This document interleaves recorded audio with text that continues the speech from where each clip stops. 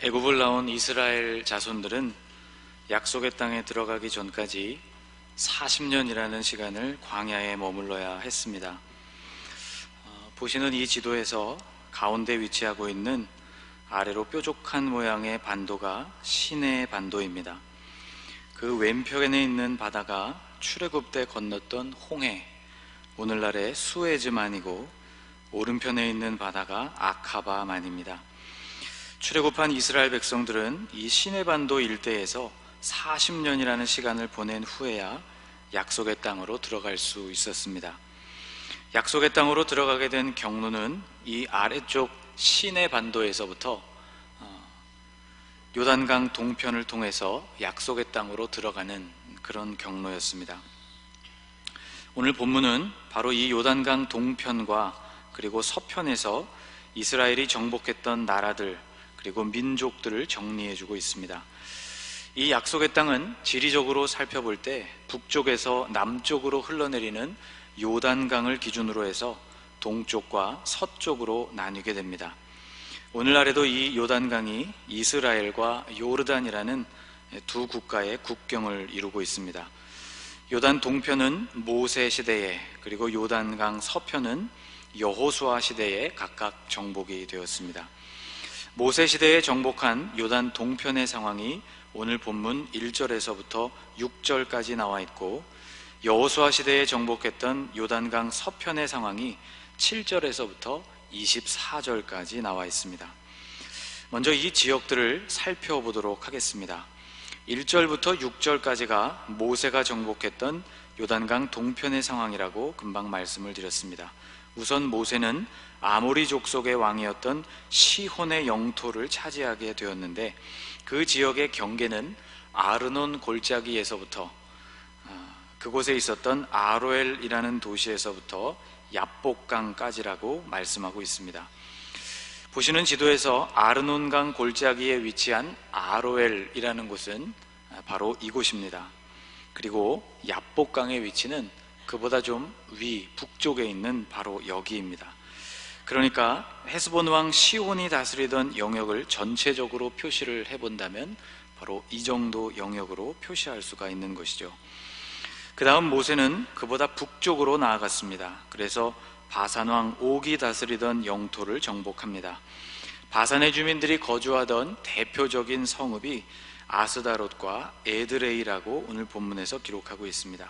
지도에서 아스다롯은 바로 이곳이고, 에드레이는 그보다 조금 남쪽에 위치하고 있는 여기입니다. 또 바산 왕 옥이 다스리던 전체 영토는 헤르몬산에서부터 헤스본 왕 시혼이 다스리던 경계까지라고 했습니다. 헤르몬산은 이스라엘 가장 북쪽에 있는 바로 이곳이죠. 1년 중 오랜 시간을 눈으로 덮여 있는 산이어서 지도에서는 주로 이렇게 하얗게 표시가 됩니다. 오늘날의 이스라엘, 그리고 레바논, 시리아, 이 3개 국가의 경계를 이루고 있는 그런 산이기도 합니다. 남쪽의 경계는 헤스본 왕 시온이 다스리던 경계라고 말씀했으니 아마 지도에서 이쯤 될 것입니다. 그렇다면 바산의 왕 옥이 다스리던 지역의 경계 전체는 아마도 이 정도 영역이 될 수 있다고 볼 수 있는 것이죠. 헤스본 왕 시온의 영토가 이 정도, 그리고 북쪽 바산의 왕 옥의 영토가 이만큼이니 모세 시대에 이미 상당한 영토를 얻은 셈이었습니다. 모세가 죽은 이후에는 여호수아가 이스라엘 백성들을 이끌게 됩니다. 그들은 요단강을 건너서 드디어 요단 서쪽으로 들어가게 됩니다. 여호수아 시대에 정복한 요단 서편의 상황은 오늘 본문 7절에서부터 24절까지 나와 있다고 말씀을 드렸습니다. 그런데 이 서쪽의 상황은 동쪽과의 상황과 매우 달랐습니다. 서쪽은 동편에 비해서 훨씬 더 복잡한 도시국가들이 오밀조밀 모여 있었기 때문이죠. 오늘 본문에 의하면 여호수아가 그의 생애 동안 정복한 지역의 국가들과 그 왕들만 해도 무려 31명에 달했다고 기록하고 있습니다. 24절 말씀을 보면 그들 모두가 31명의 왕이었더라, 이렇게 기록하고 있죠. 이 31개의 지역들은 일일이 살펴보기가 좀 번거로울 것 같아서 지도에 한꺼번에 표시를 해보았습니다. 그 31개의 지역들을 빨간 동그라미로 표시를 하면 이런 모습이 됩니다. 현재 그 도시의 위치가 조금 애매해서 표시하지 못한 곳들도 있는데, 그런 곳들을 제외하더라도 여호수아가 서쪽에 있는 거의 모든 지역들을 정복했음을 알 수 있습니다. 한꺼번에 우리가 이렇게 정리를 해서 그렇지, 이렇게 넓은 지역을 정복하기까지는 매우 오랜 시간이 걸렸습니다. 이스라엘은 가나안의 백성들에 비해서 숫자도 적었고 또 군사력도 그들에 미치지 못했습니다. 그런데도 이스라엘은 오랜 시간 동안을 성실하게 싸워서 결국 그 땅을 얻게 됩니다. 요단 동편에서 이미 땅을 분배받았던 지파들도 요단 서쪽에서의 전쟁에 최선을 다해서 참여했습니다. 결국 이스라엘은 가나안 땅 대부분의 지역을 소유로 얻게 됩니다. 그런데 이 본문이 대단한 승리를 기록하고 있는 본문임에는 틀림없지만, 솔직히 말씀을 드리자면 오늘 같은 본문은 별로 재미가 없는 본문입니다. 모세와 여호수아 시대의 당사자들이 만일 오늘 본문을 읽게 된다면 자신들의 피와 땀이 배어있는 역사이기 때문에 감회가 남다를 수 있겠지만, 우리에게는 그저 낯선 지명들과 사람의 이름의 나열일 뿐 우리의 마음에 와닿는 바가 별로 없기 때문이죠. 더구나 그 이름들은 오늘 봉독해 주신 우리 두 분의 권사님이 잘 읽어주셨지만, 우리가 이 본문을 읽으려고 하면 혀가 꼬여서 쉽게 읽혀지지도 않는 그런 본문입니다. 아마 골든벨을 준비하시면서 5월 달에 여러분이 한 번쯤은 읽어보신 그런 본문일 텐데, 이렇게 지도를 살펴보는 일조차 없다면 아마 오늘 본문은 훨씬 더 지루하게 느껴져서 읽으면서 졸기에 딱 좋은 그런 본문이라고 생각이 됩니다. 이런 본문으로 묵상을 하기도 쉽지 않거니와 설교자로서 이런 본문을 만나게 되면 건너뛰고 싶은 마음이 드는 그런 본문입니다. 그런데 이 재미없는 본문을 가만히 들여다보면 한 가지 흥미로운 사실을 발견할 수 있습니다. 오늘 본문 안에는 왕이라는 단어가 참 많이 나옵니다. 제가 궁금해서 왕이라는 말이 도대체 몇 번이나 나오나 한번 세어보았습니다. 여호수아서 12장에서 왕이라는 단어가 무려 37번이나 등장합니다. 본문 위에 달려있는 제목만 보더라도 아마 여러분 성경 위에도 모세가 정복한 왕들, 또 여호수아가 정복한 왕들, 그런 제목이 달려 있을 것입니다. 흥미로운 점은 바로 이것인데요, 한번 여러분 제 생각을 여러분도 한번 따라와 보십시오. 가나안에는 이렇게 많은 민족들, 그리고 그렇게 많은 지역의 경계들, 그리고 그렇게 많은 왕들이 있었습니다. 그들은 매우 강력했습니다. 그런데 이 대부분의 지역들은 이스라엘에 의해서 정복이 되었습니다. 그러니까 이스라엘이 이들보다 훨씬 더 강력했다는 뜻이죠. 그리고 그 이스라엘을 이끌던 사람이 바로 모세와 여호수아였습니다. 이상한 점은 바로 이것입니다. 37번이나 사용된 왕이라는 호칭이 이렇게 위대한 일을 이루어낸 이스라엘의 지도자들 모세와 여호수아에게는 전혀 사용되고 있지를 않다는 점입니다. 가나안 사람들이 볼 때에 모세나 여호수아의 위치는 당연히 왕의 위치였습니다. 이것은 누구도 부인할 수 없는 사실이었습니다. 가장 강력한 민족을 이끄는 지도자, 모든 전쟁의 선두에 섰던 리더, 어떻게 생각하든지 두 사람은 왕 이외에는 다르게 부를 수 없는 위치에 있었던 사람들이었습니다. 그런데 놀랍게도 성경 안에서는 그런 표현을 찾아볼 수가 없다는 것이죠. 여호수아서 12장에서는 이들에게 단 한 번도 왕이라는 호칭을 붙여주지 않았습니다. 여호수아서 전체에서도 그렇고 성경 전체를 보아도 찾아볼 수 없습니다. 왕은 고사하고 그와 비슷한 표현들조차 찾아볼 수가 없습니다. 오히려 성경에서는 전혀 어울리지 않는 어색한 이름으로 그들을 부르고 있습니다. 여러분 6절 말씀을 같이 읽어보겠습니다. 여호와의 종 모세와 이스라엘 자손이 그들을 치고 여호와의 종 모세가 그 땅을 르우벤 사람과 갓 사람과 므낫세 반 지파에게 기업으로 주었더라. 여호와의 종 모세, 이것이 모세를 설명하고 있는 전부입니다. 두 번씩이나 반복해서 모세를 여호와의 종이라고 기록하고 있습니다. 이스라엘을 40년 동안 이끌었고 가나안을 점령한 위대한 지도자의 호칭이 종이라니 참 어울리지 않는 표현입니다. 그런데 다시 이 말씀을 되짚어보면 이 칭호 자체가 대단히 중요한 의미를 담고 있음을 발견하게 됩니다. 여러분, 이것은 이스라엘을 실제로 다스리시는 분이 누구인지에 대한 신앙 고백인 것입니다. 이스라엘을 다스리시는 분은 바로 여호와 하나님이셨기 때문이죠. 그리고 모세나 여호수아는 그 하나님의 인도를 받는 종이었을 뿐입니다. 오늘 본문은 몇 주 전 어느 목요일 새벽에 함께 묵상했던 본문이기도 합니다. 새벽에 묵상해가는 이어지는 본문들을 고린도후서 시리즈가 끝나고 어떤 본문으로 새벽에 묵상을 하면 좋을까 제가 생각을 하다가 5월 말에 성경 골든벨도 있고 하니 여호수아서를 읽으면 어떨까 그렇게 생각이 되어서 5월부터 읽기 시작했던 본문이 이 여호수아서입니다. 그런데 12장쯤 이르러서 목요일 그 새벽 설교를 준비하는 수요일 새벽에 이 12장을 읽으면서 제 마음에 굉장히 답답한 마음이 들었습니다. 묵상의 소재도 설교의 주제도 잘 떠오르지 않는 그런 아침이었습니다. 같은 본문으로 새벽에 설교했던 적이 언제였나 찾아보니까 5년 전이었던 2012년도 2월 달이었더라고요. 그날은 어떤 주제로 설교를 했었나 한번 들여다보았습니다. 이스라엘이 이 방대한 지역을 점령할 수 있었던 이유가 순종에 있었음을 설교했더라고요. 작은 성읍도 불순종하면 실패했고 큰 지역도 순종하면 얻을 수 있다는 그런 진리를 가지고 말씀을 나누었습니다. 그런 주제로 다시 방향을 잡아야 하나 그런 생각이 들면서 답답한 마음으로 이 12장을 다시 읽어 내려가기 시작했는데 그때 제 눈에 들어온 부분이 바로 이 6절 말씀 여호와의 종 모세라는 구절이었습니다. 제 시선이 한참이나 여기에 머무르는 동안 제 심장이 굉장히 두근두근 하는 것을 느꼈습니다. 왕이라는 단어, 히브리어로 멜렉이라는 단어, 그리고 종이라는 단어, 에베드라는 단어는 그 단어 자체로도 서로 어울리지 않는 단어입니다.